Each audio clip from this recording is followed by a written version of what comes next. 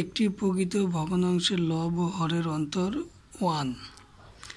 লব থেকে 2 বিয়োগ এবং হরের সাথে 2 যোগ করলে যে ভগ্নাংশ গঠিত হয় তা 1/6 এর সমান হলে ভগ্নাংশটি নির্ণয় করুন।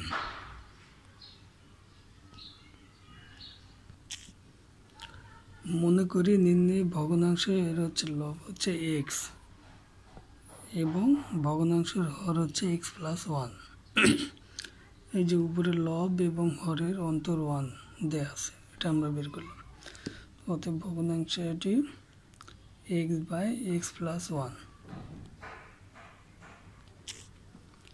এখন লব থেকে 2 বিয়োগ এবং হরের সাথে 2 যোগ করলে আমরা নতুন ভগ্নাংশটি পাই x - 2 আর নিচে হচ্ছে x + 1 + 2।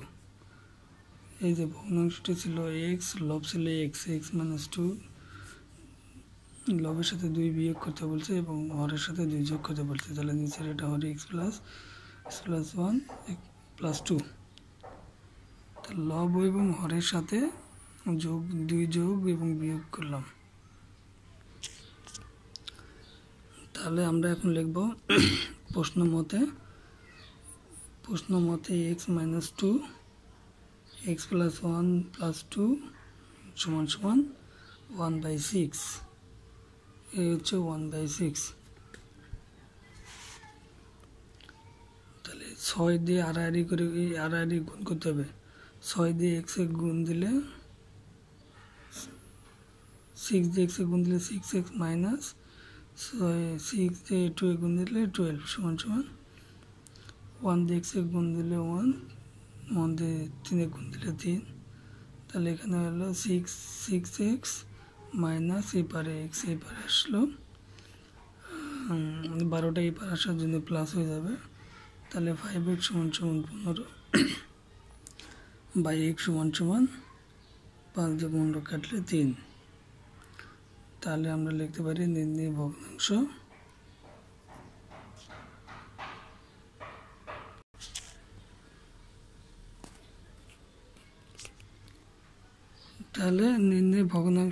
ভগ্নাংশটি ছিল এই যে এখানে ছিল x, ভগ্নাংশটি পূর্ণ ভগ্নাংশ ছিল x/x + 1।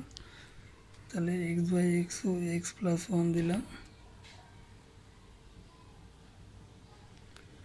x এর মান কতবার হলো, এখানে x এর মান 3, তাহলে এইবারে x এর মান 3, আবার x এর মান 3 + 1/1, তাহলে এইবার কত হলো 3/, এটা 3 + 1 3/4।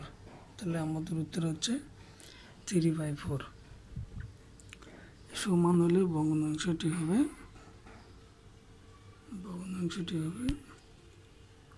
1/6 এর সমান হলে ভগ্নাংশটি হবে